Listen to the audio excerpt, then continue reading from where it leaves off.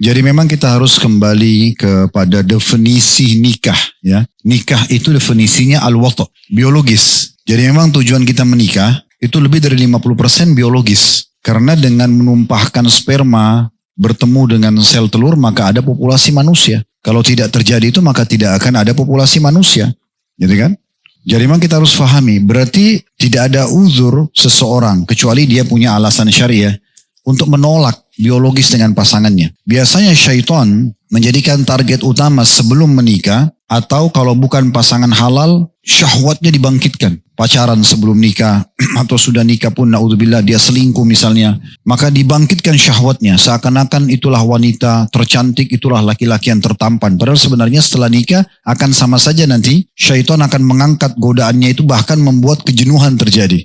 Kan begitu. Oleh karena itu setiap muslim harus paham masalah ini. Ya, bahkan ulama membahas panjang lebar masalah itu. Tentang masalah apakah biologis itu kewajiban atau tidak. Tapi jumhur ulama mengatakan itu kewajiban dalam rumah tangga. Wajib sang istri memenuhi kebutuhan biologis suaminya, wajib sang suami memenuhi kebutuhan biologis istrinya. Ini bukan pilihan, ini kewajiban. Dan agar orang ingin melakukannya dijanjikan pahala yang besar. Sebagaimana sahabat-sahabat yang miskin datang kepada Nabi SAW lalu mengatakan, ya Rasulullah, sahabat-sahabat kami yang kaya mendahului pahala kami karena kami sholat, mereka sholat, kami puasa, mereka puasa. Tapi mereka punya harta yang mereka sedekahkan, kami nggak punya itu. Kata Nabi SAW dalam salah satu riwayat, tentu ada beberapa riwayat, salah satu riwayatnya dikatakan, Allah telah menjadikan cukup banyak sumber-sumber pahala kalian. Setiap tasbih adalah sedekah, setiap tahlil adalah sedekah ya.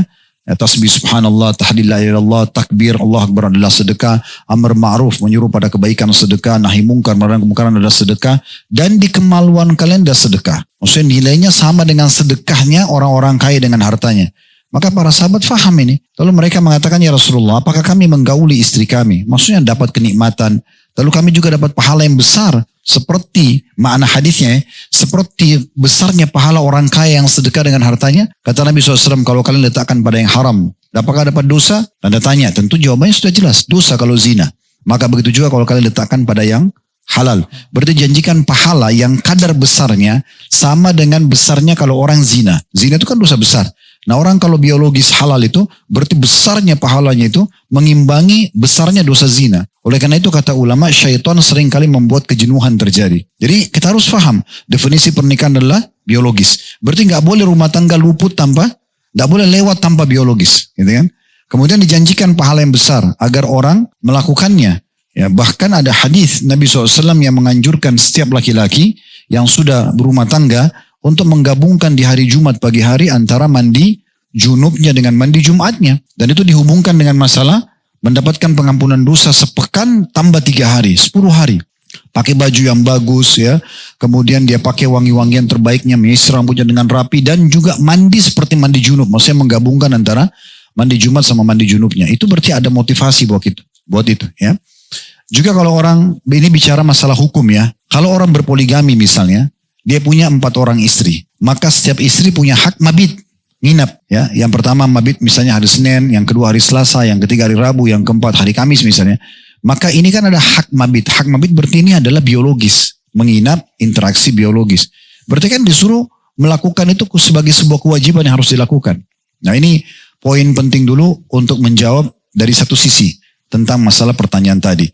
Jadi nggak ada alasan sebenarnya kecuali orang itu sakit ya.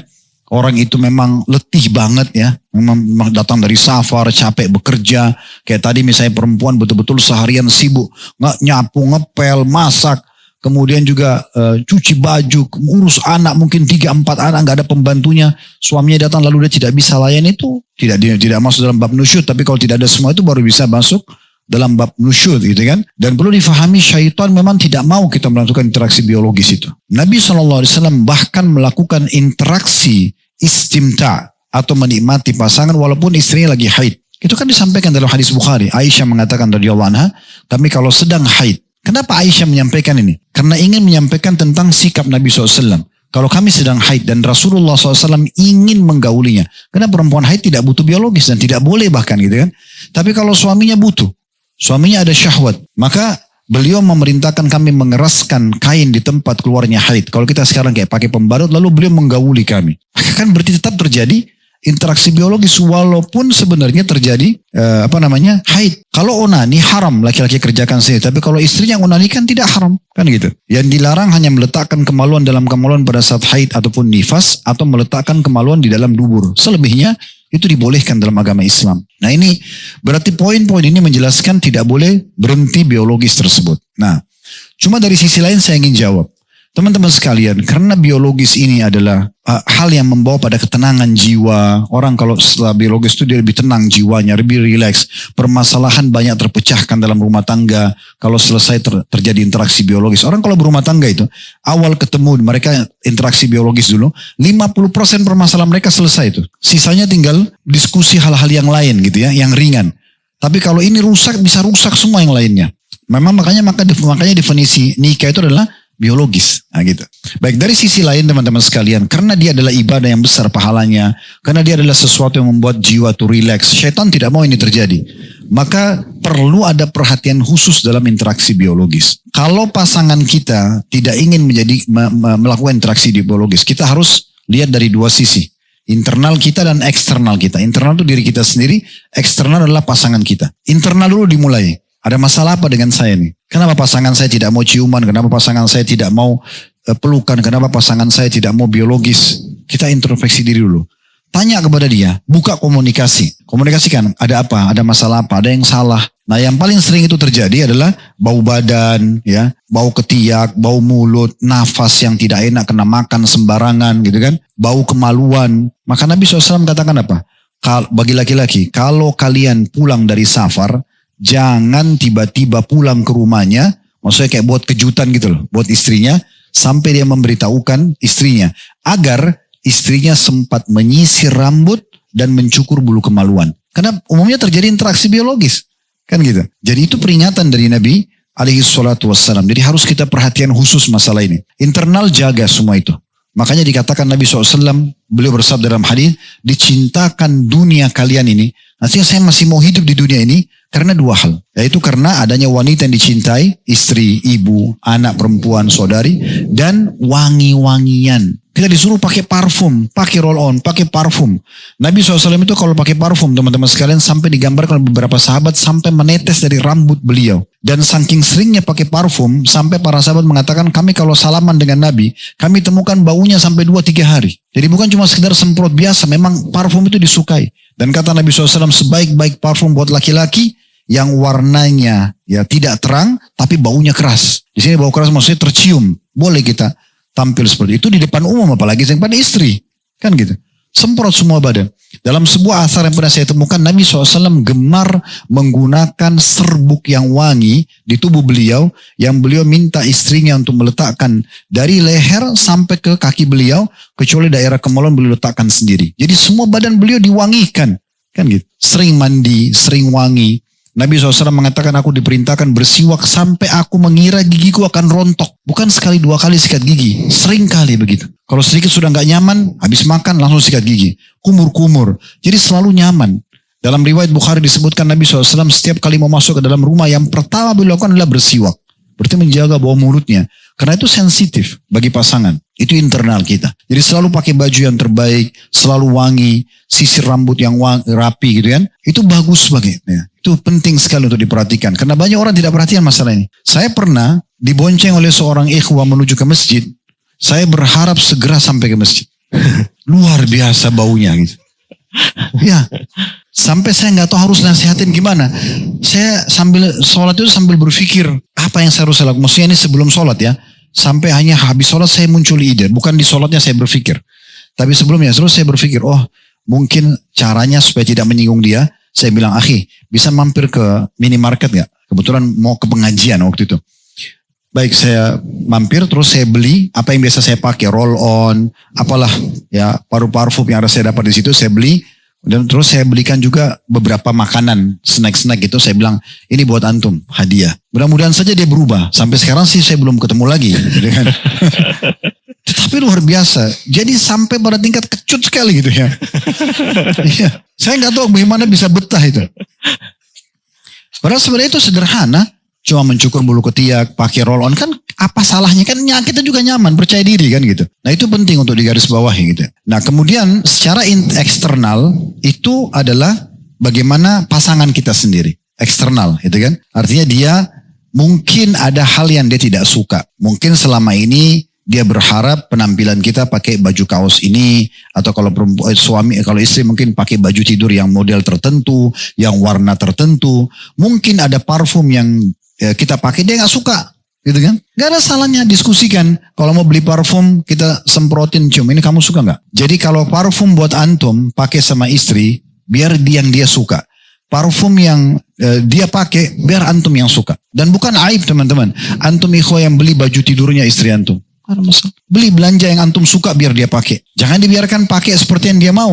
Kalau dia terbiasa dulu sebelum nikah pakai daster, dia pakai lagi setelah nikah. Antum tidak suka daster, tapi antum gak enak mau ngomongin. Ini jadi masalah ini. Saya pernah buat pelatihan manajemen rumah tangga Islami. Subhanallah, ada orang yang sudah berumah tangga 15 sampai 20 tahun yang hadir. Saya dudukkan di meja. Kemudian hanya untuk minta dia bicara dengan pasangannya, pegang tangan, tatap matanya, kemudian ucapin kalau terima kasih sudah menikah sama saya, atau misalnya mengatakan suka atau seperti apalah bahasa-bahasa. Itu ternyata mereka belum pernah lakukan selama hidupnya. Banyak sekali. Atau menghadiahkan parfum, menghadiahkan sesuatu hadiah. Sering kata Nabi SAW, tahabu. Saling memberikan hadiah maka kalian akan saling menyukai. Ini semua hal yang perlu kita perhatikan. Sehingga tidak terjadi hal yang seperti ini. Ya, jadi perlu diperhatikan semuanya. Makanya Nabi SAW menyuruh 5 fitrah dijaga, ya cukur kumis, ya bagi laki-laki ya, kemudian bagi laki-laki dan perempuan potong kuku, bagi laki-laki perempuan mencukur bulu ketiak, mencukur bulu kemaluan. Ini kan semua berhubungan dengan masalah hal-hal itu. Nah insya Allah kalau seperti ini mudah-mudahan tidak akan terjadi. Kalau tadi pemikirannya ini langsung, oh mungkin suami saya lebih cenderung dengan perempuan lain. Saya bisa jawab sebagai laki-laki. Mungkin teman-teman juga akan sama mungkin pemikirannya karena kita cuma beda casing saja kan. Sama-sama laki-laki gitu. Artinya kalau istri ini sudah berpenampilan yang kita suka, wangi-wangian yang kita suka, dia ceria, dia melayani biologis yang kita harapkan. Masa kita berpikir ke wanita lain? Saya tidak yakin itu. Ya, kalaupun ada orang poligami kan itu perintah agama kan gitu. Tapi kalau memang apa yang kita inginkan tidak dipenuhi, maka itu mungkin. Ada laki-laki yang biasa menahan diri. Dia nggak ada perempuan lain sebenarnya. Dia masih berharap istrinya berubah. Saya pernah dapatkan kasus itu. 15 tahun dia bersabar. Akhirnya sekarang pisah gitu. Setelah 20 tahun menikah, berpisah. Sebelumnya mau pisah. Selalu kami dari orang yang diajak konsultasi, kasih saran, kasih masukan. Dan saya pernah tanya sendiri, kenapa mau pisah? Dia bilang, Ustadz, saya suka sekali dengan perempuan rambut panjang. Saya suka sekali dan saya terfitnah dengan itu. Saya selalu bilang sama istri saya, panjangkan rambut kamu. Tidak mau. Udahlah gerah saya begini, suka nggak suka terserah. Selalu potong rambutnya. Nanti suaminya sudah jenuh, seperti bom waktu meledak pada saat itu.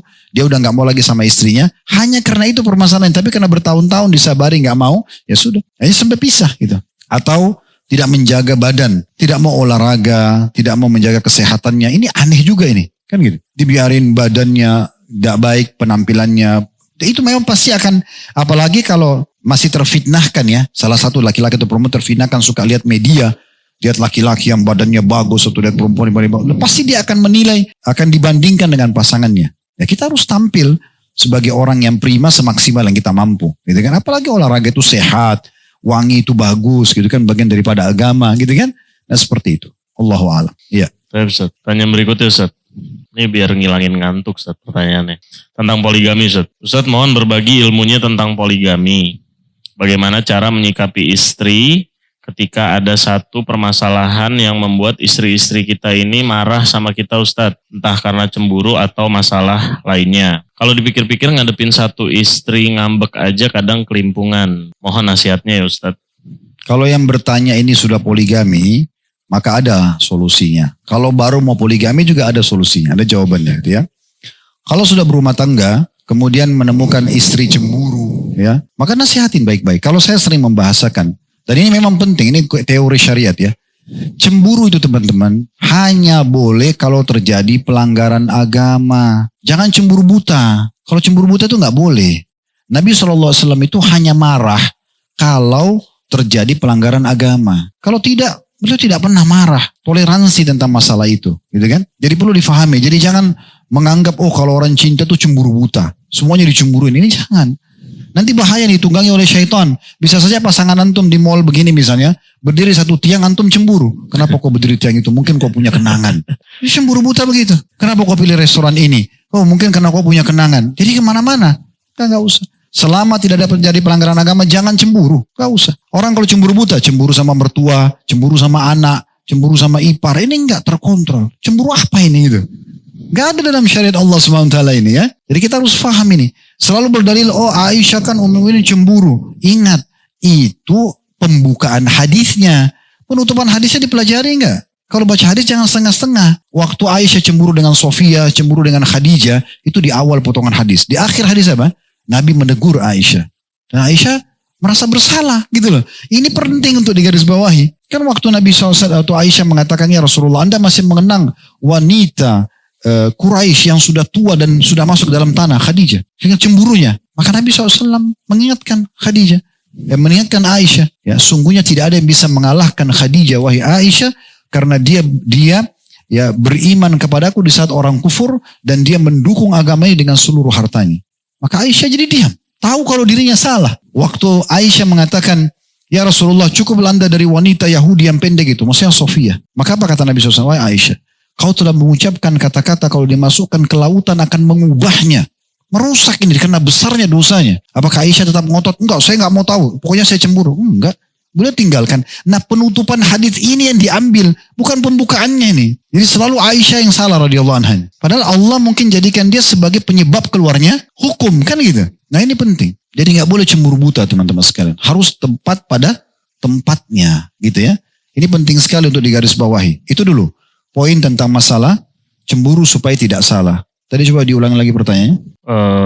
Oh masalah ya, baik masalah poligami ya. Nah kalau seandainya istri antum ini tadi kalau dia berpoligami ya. Kalau istri antum cemburu buta. Tiba-tiba saya cemburu dengan satu istri yang lain. Maka tidak usah pedulikan. Anggap itu seperti angin lalu saja. Dia bicara biasa saja. Antum tetap buat kopi, minum susu. Aktivitas biasa. Tidak usah dihiraukan. Karena itu omong kosong. Kan gitu. Tidak usah dihiraukan. Tidak usah antum terbawa arus. Jangan malah jadi laki-laki yang lembek. Aduh ya maafin saya. Tidak ada itu di alam laki-laki. Ada yang begini suruh belajar sama saya dulu. Sedikit-sedikit maaf sayang. Aduh, apa ini? Tidak perlu begitu. Kan itu. Soalnya antum salah. Antum kan tidak salah. Antum tidak lagi buat salah. Kita itu minta maaf kalau kita buat salah. Kalau tidak salah ngapain minta maaf? Terlalu merendahkan diri. Kan gitu. Itu keliru. Kita harus juga menjaga wibawa sebagai seorang laki-laki. Ini resep buat sesama laki nih. Ya. Jadi tidak boleh begitu ya. Nah itu poin. Tapi kalau misalnya dia cemburu beralasan. Naudzubillah, antum memang punya hubungan sama wanita yang tidak halal. Kemudian dia cemburu. Karena mengetahui untuk berhubungan. Itu wajar. Itu normal. Tapi tetap cemburunya dikontrol. Niatnya si yang cemburu ini misalnya istri. Atau antum sebagai laki-laki antum cemburu. Karena antum lihat istri antum kok kayak terlalu supel. Semua laki-laki juga bisa ditegur sapa. Antum cemburu. Cemburunya ini tujuannya untuk meluruskan kesalahan pasangan supaya kembali ke syariat. Bukan cemburu buta juga ya. Kapan dia sudah tinggalkan, iya maafin saya mau berubah. Udah selesai, clear. Buka lembaran baru. Rumah tangga yang langgeng, rumah tangga yang terus membuka lembaran baru. Tidak bisa teman-teman sekalian. Kalau antum mau dari awal nikah sampai akhir nikah itu tidak ada konflik, itu tidak ada. Tidak mungkin. Akan ada konflik terjadi. Tapi yang benar adalah selalu buka lembaran baru. Yang benar memaafkan, yang salah minta maaf. Clear. Buka lembaran baru. Lupain masa lalu yang sudah terjadi. Jangan ungkit-ungkit lagi. Itu yang Allah sebutkan dalam Al-Quran dalam surah At-Talaq. Ya. Fa'in ata'nakum fala tabghu alaihinna sabila. Kalau para wanita yang nusyud dalam surah Nisa, maaf. Kalau para istri sudah taat padamu, maka jangan sengaja mencari-cari kesalahannya. Sama suami juga sudah perbaikin, jangan cari-cari lagi kesalahannya. Nah itu poin. Tapi kalau misalnya yang bertanya ini belum poligami, dia memang berpikir kalau saya nanti, kayak tadi ya, saya kalau hadapin satu wanita aja, sudah bingung untuk menghadapi kalau dia lagi ngambek. Bagaimana kalau lebih dari satu perempuan? Berarti kan orang ini bukan praktisi poligami. Saya sarankan bagi laki-laki jangan suka melahirkan sesuatu yang belum antum alami. Ya kan? Saya nanti kalau poligami bagaimana hadapin satu aja kalau ngambek susah. Bagaimana kalau 2 atau 3? Ini belum berperang sudah ngaku kalah. Gimana? Belum bertarung. Masuk ke ajang pertempuran dulu, gitu kan. Nah baru nanti ada solusinya. Tiba masa tiba akal, gitu kan. Di saat itu artinya, itu kan kalau satu orang ngambek, dan antum lihat juga, saya sudah kasih resepnya. Kalau istri kita ngambek tanpa sebab, tidak usah dilayani. Kau usah antum aktivitas yang lain tinggalin aja. Nanti dia bertengkar sama tembok sendiri, tidak apa-apa. Gitu. Karena kan tidak ada manfaatnya ya. Kecuali kita sedang salah dan butuh cross check tabayun, baru kita luangkan waktu untuk itu. Kalau enggak tinggalin saja, dengarin ceramah, wudhu, sholat, gitu kan. Jadi begitu saja. Saya kalau dengar ada satu ocehan dari istri saya sesuatu yang bagi saya tidak penting, saya wudhu, saya sholat aja. Karena bagi saya tidak penting gitu. Contohnya, atau aktivitas yang lain. Kecuali memang butuh tabayun, ada sesuatu yang salah, kita butuh menjelaskan itu lain, tidak ada masalah. Jadi lebih baik kita pakai waktu-waktu kita yang sangat mahal untuk hal-hal yang baik. Romantis lah, apalah diskusi tentang masalah masa depan, nah itu yang penting.